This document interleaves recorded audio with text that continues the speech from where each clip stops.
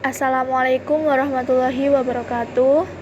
Kami dari kelompok 5 mata kuliah perilaku organisasi akan mempresentasikan hasil dari diskusi kami dengan judul kebijakan sumber daya manusia dan praktiknya. Sebelum itu, perkenalkan dari anggota kelompok kami. Yang pertama, Nina Daru Arlintang dengan NPM 210046. Yang kedua ada Kirana Khairunisa Tantri dengan NPM 210054. Kemudian yang ketiga Aini Hikmatul Alifah dengan NPM 210055. Kemudian Hendra Aziz dengan NPM 210074, kemudian Alim Triwulandari dengan NPM 210079. Nah, selanjutnya yaitu poin-poin pembahasan kami, yaitu yang pertama praktik seleksi, kemudian yang kedua program pelatihan dan pengembangan, yang ketiga evaluasi kinerja, yang keempat praktik sumber daya manusia internasional dan beberapa isu. Kemudian yang kelima mengatur keberagaman dalam organisasi. Kemudian yang keenam ringkasan dan implikasi untuk manajer. Oke, yang pertama praktik seleksi. Praktik seleksi, tujuan dari seleksi yang efektif adalah untuk menyesuaikan karakter individual atau kemampuan pengalaman dan semacamnya dengan persyaratan dalam suatu pekerjaan. Apabila manajemen gagal untuk memangkasnya secara benar, baik kinerja maupun kepuasan karyawan akan berkurang. Yang pertama itu ada seleksi awal. Alur seleksi awal adalah informasi yang pertama yang pelamar serahkan dan digunakan sebagai alat atau penyaringan kasar awal untuk memutuskan apakah pelamar memenuhi kualifikasi dasar dari pekerjaan yang ditawarkan. Formulir aplikasi atau termasuk surat rekomendasi merupakan alat seleksi awal. Kita melakukan cek terhadap latar belakang pelamar sebagai alat seleksi awal atau sebagai alat seleksi lanjutan, tergantung bagaimana suatu organisasi melakukannya. Beberapa organisasi lebih suka untuk melakukan pengecekan latar belakang segera. Sebagian yang lain lebih suka untuk menunggu pelamar siap untuk dipekerjakan dan menunggu semua hal lain selesai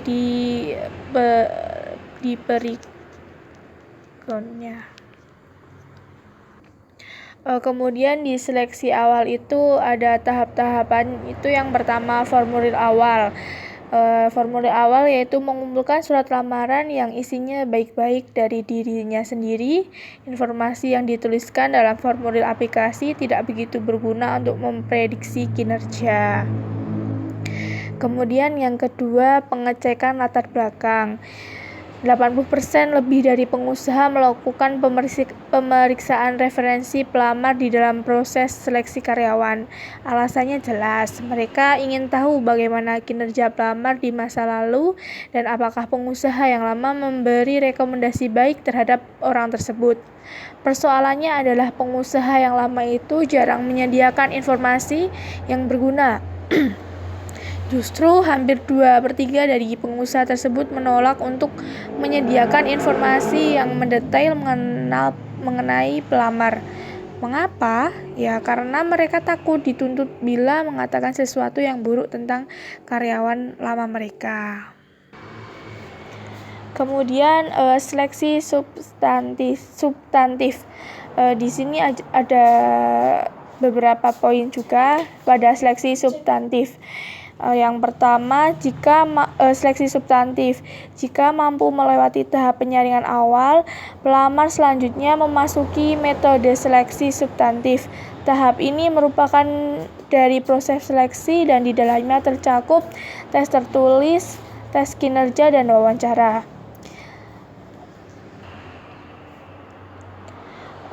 Tes tertulis yaitu sejak dulu terkenal sebagai alat seleksi. Tes tertulis atau tes yang dengan pensil dan kertas, walaupun sebagian besarnya kini mulai digantikan secara online. mulai ditinggalkan antara akhir tahun 1960-an dan pertengahan tahun 1980-an, terutama di Amerika Serikat. Tes tertulis biasanya mencakup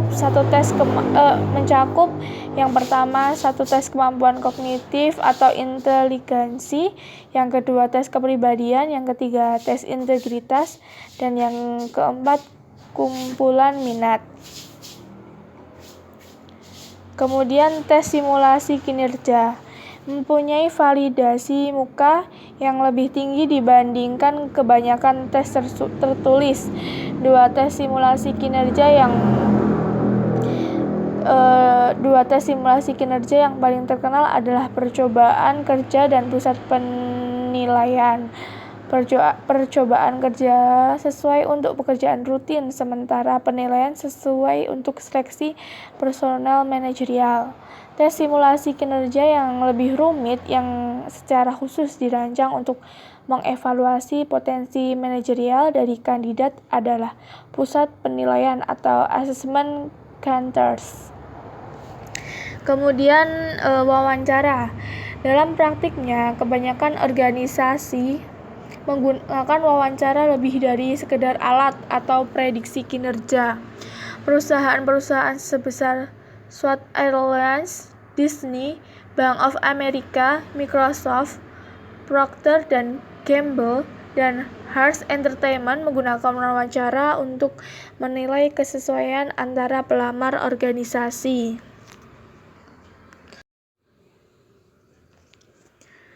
Kemudian seleksi lanjutan.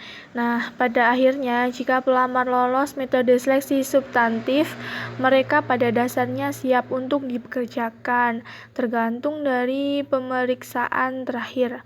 Salah satu metode lanjutan yang lazim adalah tes narkotika. Sebagai contoh, toko grosir publik membuat penawaran sementara pada pelamar sebelum mereka lolos tes narkotika. Nah, ini berarti publik siap untuk membuat penawaran kepada pelamar sepanjang orang tersebut nantinya terbukti bebas dari narkoba. Nah, tes narkotika ini kontroversial.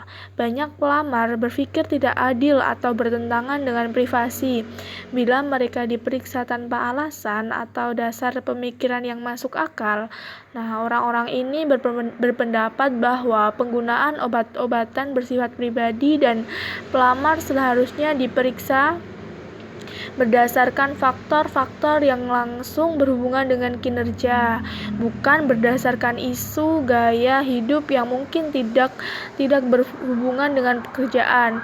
Pemeriksaan narkotika biasanya menyaring individu yang telah menggunakan marijuana dan bukan alkohol, atau untuk alasan legal ataupun alasan praktis alkohol bersifat legal dan meninggalkan tubuh dalam waktu 24 jam. Nah, pemberi kerja bisa menjawab pandangan seperti ini dengan menyatakan bahwa pemakaian narkotika dan penyalahgunaan sangat merugikan, tidak hanya dalam pengertian keuangan, tetapi juga dalam konteks keamanan umum.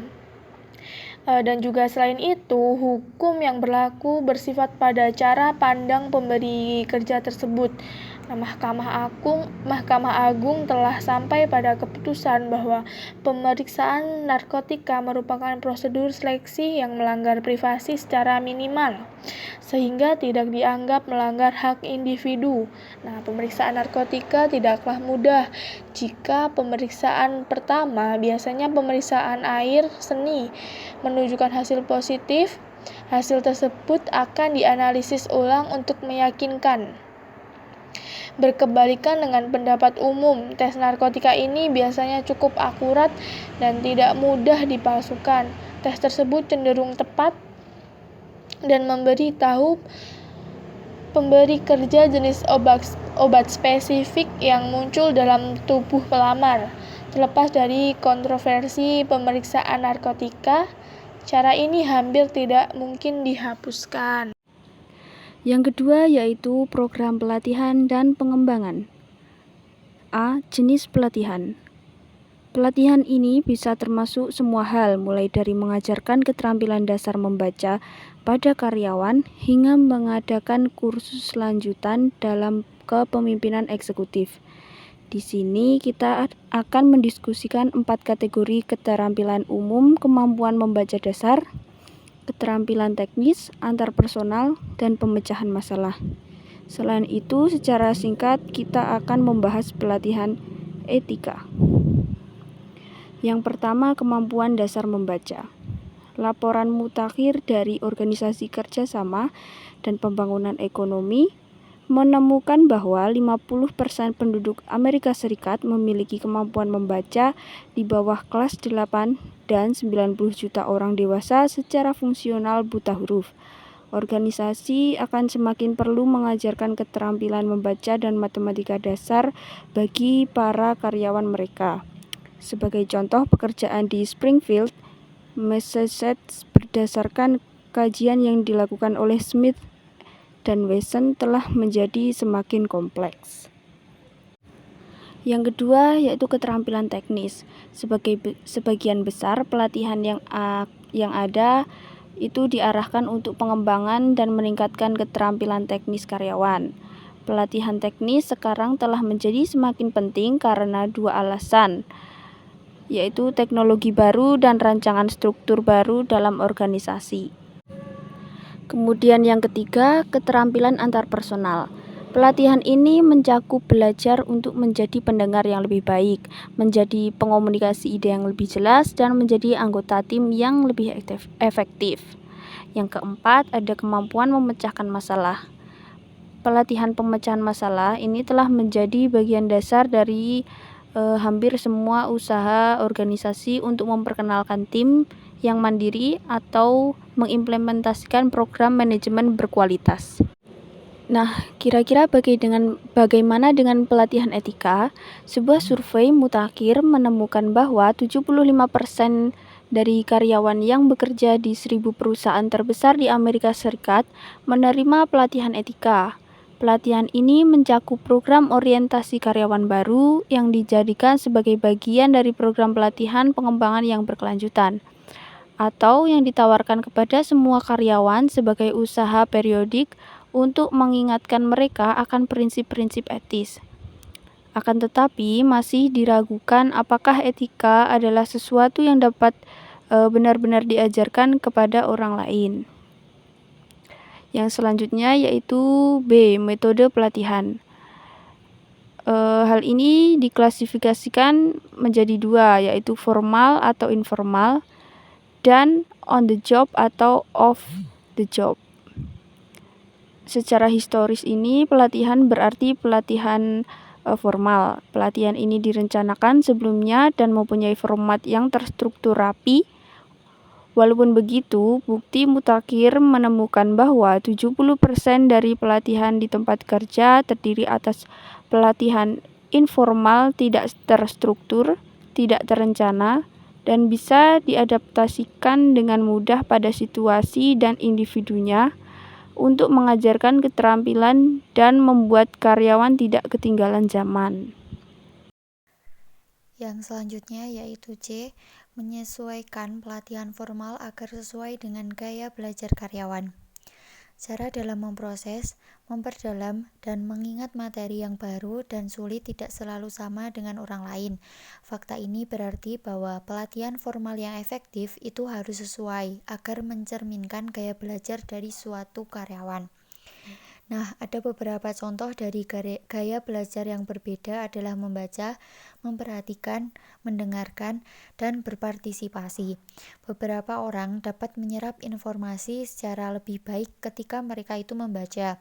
Orang-orang ini dapat belajar menggunakan komputer hanya dengan duduk dan membaca petunjuknya. Dan beberapa orang belajar dengan sangat baik melalui observasi. Kemudian dalam menerjemahkan berbagai gaya belajar ini, terdapat metode-metode yang berbeda. Misalnya, untuk memaksimalkan proses belajar, orang yang belajar dengan cara membaca harus diberi buku dahulu atau materi bacaan yang lain untuk dipelajari. Kemudian yang D, mengevaluasi efektivitas. Kebanyakan program pelatihan cukup berhasil karena mayoritas orang yang menjalaninya belajar lebih banyak daripada mereka yang tidak. Bereaksi secara positif terhadap pengalaman pelatihan dan setelah pelatihan melakukan perilaku di mana itu sebagaimana diajarkan oleh program pelatihan. Namun begitu, ada beberapa faktor yang membuat program tertentu itu lebih berhasil dibandingkan yang lainnya. Sebagai contoh, walaupun mempunyai reputasi yang buruk, gaya kuliah secara mengejutkan merupakan metode pelatihan yang efektif. Di sisi lain, upaya mengadakan penilaian kebutuhan sebelum pelatihan relatif tidak penting dalam memprediksi keberhasilan dari suatu program pelatihan itu. Nah, keberhasilan pelatihan itu juga tergantung pada individu. Jika individu tidak termotivasi untuk belajar, pelatihan akan sedikit saja membantu mereka. Namun, ada faktor apa yang menentukan motivasi itu dalam melakukan pelatihan. Kepribadian merupakan salah satu hal yang penting dalam menentukan motivasi dalam pelatihan. Yang ketiga yaitu evaluasi kinerja. Yang pertama adalah tujuan evaluasi kinerja. Evaluasi kinerja memiliki beberapa tujuan. Salah satunya adalah untuk membantu manajemen membuat suatu keputusan, seperti sumber daya manusia yang secara umum. Nah, evaluasi itu menyediakan masukan untuk berbagai keputusan penting, seperti promosi, perpindahan bagian, dan pemutusan hubungan kerja. Evaluasi itu juga berguna untuk mengidentifikasi kebutuhan pelatihan dan pengembangan. Nah, setiap fungsi evaluasi kinerja itu penting. Walaupun begitu, tingkat seberapa penting fungsi tersebut bagi kita itu tergantung dari sudut pandang yang kita ambil. Beberapa jelas relevan dengan keputusan manajemen sumber daya manusia. Akan tetapi, fokus kita dalam hal ini adalah perilaku organisasi. Oleh karenanya, kita akan menekankan fungsi evaluasi kinerja tersebut sebagai mekanisme dalam menyediakan umpan balik dan sebagai penentu untuk alokasi dari suatu imbalan. Kemudian yang ke B, apa yang kita evaluasi? Nah, ada 3. Yang pertama yaitu hasil pekerjaan individual. Jika hasil akhir itu penting, bukan cara mencapainya, manajemen harus mengevaluasi hasil kerja karyawan, yaitu dengan menggunakan hasil kerja. Manajer operasional itu bisa dinilai dengan kriteria seperti kuantitas yang diproduksi, limbah yang dihasilkan, dan biaya per unit dari suatu produksi. Kemudian yang kedua yaitu perilaku. Perlu dicatat bahwa perilaku seperti ini tidak hanya terbatas pada yang langsung berhubungan dengan produktivitas individual, di mana sulit untuk mengidentifikasikan hasil spesifik yang bisa langsung dihubungkan dengan aktivitas suatu karyawan. Kemudian yang ketiga yaitu sikap. Kriteria yang paling lemah namun masih digunakan secara luas oleh organisasi adalah sikap dari individual. Selanjutnya, siapa yang seharusnya melakukan evaluasi? Siapa yang harus melakukan evaluasi kinerja karyawan? Hayo siapa? Nah, pada umumnya, tugas ini jatuh ke tangan para manajer, dengan asumsi bahwa manajer bertanggung jawab terhadap kinerja karyawan mereka. Akan tetapi, logika seperti ini mungkin salah. Di luar manajer mungkin ada pihak lain yang dapat secara aktual melakukan tugas ini secara lebih baik. Nah, yang D sekarang. D itu membahas tentang metode evaluasi kinerja. Dalam metode ini terdapat 4. Yang pertama, esai tertulis. Yang kedua, skala penilaian grafis. Yang ketiga, skala penilaian perilaku berjangkau. Yang keempat, perbandingan yang dipaksakan. Nah, sekarang selanjutnya E. Ada yang bahas tentang saran-saran untuk meningkatkan evaluasi kinerja. Nah, saran pertama itu ada gunakan beberapa penilai sekaligus. Yang kedua, evaluasi secara selektif. Yang ketiga, penilai terlatih. Yang keempat, menyediakan proses bertenggang waktu bagi karyawannya. Dan ke F, yaitu memberikan umpan balik kinerja. Mengapa mereka enggan untuk memberikan umpan balik kinerja? Ayo, kenapa? Nah, di sini paling tidak ada 3 alasannya. Yang pertama, para manajer seringkali merasa tidak nyaman ketika harus secara langsung mendiskusikan kelemahan kinerja dengan karyawan. Kedua, banyak karyawan cenderung bersikap defensif ketika kelemahan mereka ditunjukkan. Ketiga, karyawan cenderung melebih-lebihkan penilai kinerja mereka sendiri. Solusi terhadap persoalan umpan balik kinerja bukan dengan mengacuhkannya, tetapi dengan cara melatih para manajer untuk mengadakan sesi umpan balik yang konstruktif.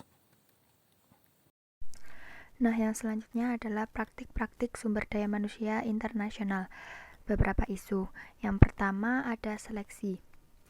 Kajian mutakhir terhadap 300 organisasi besar di 22 negara yang berbeda menunjukkan bahwa praktik seleksi berbeda antara satu negara dengan negara yang lain.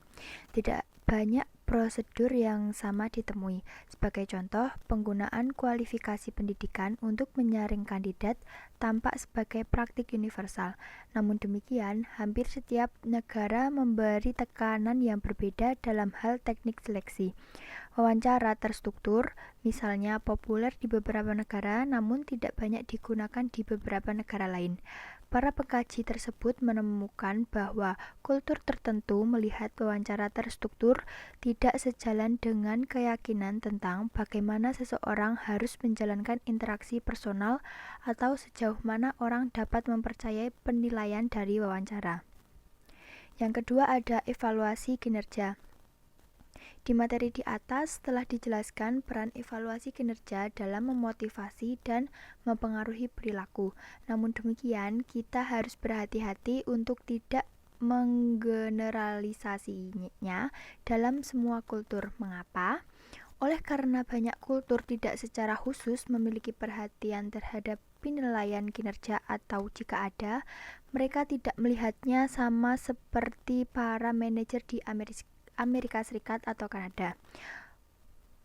Untuk selanjutnya dijelaskan mengenai evaluasi kinerja tersebut dalam konteks 4 dimensi kultur, yaitu individualisme atau kebersamaan, hubungan seseorang dengan lingkungan, orientasi waktu, dan fokus tanggung jawab. Nah, yang selanjutnya ada mengatur keberagaman dalam organisasi. Yang pertama ada konflik dalam kehidupan kerja. Selanjutnya yaitu pembahasan mengenai keseimbangan dalam kehidupan kerja di bab 1 dan mendiskusikan berbagai kekuatan yang membaurkan garis pemisah antara kehidupan kerja dan kehidupan pribadi. Di bagian ini kita akan meneliti isu ini secara spesifik, berfokus pada apa yang bisa dilakukan organisasi untuk membantu karyawan mengurangi konflik. Konflik kehidupan kerja mulai menarik perhatian manajemen pada tahun 1980-an, terutama karena semakin banyaknya kaum perempuan dengan anak yang belum mandiri, yang belum masuk ke dalam angkatan kerja. Akibatnya, sebagian besar organisasi mengambil tindakan dengan menjadikan tempat kerja lebih ramah keluarga. Mereka memperkenalkan beragam program seperti penitipan anak, kemah musim panas, waktu kerja yang lebih fleksibel, pembagian kerja, izin ke sekolah, kerja jarak jauh, dan pekerjaan paruh waktu. Yang kedua ada pelatihan keberagaman. Jantung dari sebagian besar program keberagaman adalah pelatihan. Sebagai contoh, survei yang relatif mutakhir menemukan bahwa 93% perusahaan dengan prakarsa keberagaman menggunakan pelatihan sebagai bagian dari program mereka. Secara umum, program pelatihan keberagaman dimaksudkan untuk menyediakan kendaraan guna meningkatkan kesadaran dan mencermati stereotip yang mungkin ada. Partisipan belajar untuk menghargai perbedaan individual, meningkatkan pemahaman antar kultur, dan melawan stereotip. Nah, di bab yang selanjutnya ini ada ringkasan dan implementasi untuk manajer. Yang pertama, itu melalui praktik seleksi. Praktik seleksi atau praktik seleksi suatu organisasi akan menentukan siapa yang diterima untuk bekerja di dalamnya. Yang kedua, yaitu melalui program pelatihan dan pengembangan. Program pelatihan dapat mempengaruhi perilaku kerja lewat dua cara. Hal yang paling jelas adalah dengan meningkatkan keterampilan karyawan secara langsung agar mampu menunaikan pekerjaan. Yang ketiga yaitu evaluasi kinerja. Tujuan utama dari evaluasi kinerja ini adalah untuk menilai kontribusi kinerja individu secara akurat sebagai dasar untuk membuat keputusan alokasi imbalan. Jika proses evaluasi kinerja ini menekankan kriteria yang salah atau tidak akurat dalam menilai kinerja aktual, karyawan entah akan mendapatkan penghargaan yang terlalu tinggi atau terlalu yang rendah. Terima kasih, sekian presentasi dari kelompok kami. Apabila ada salahnya mohon dimaafkan. Assalamualaikum warahmatullahi wabarakatuh.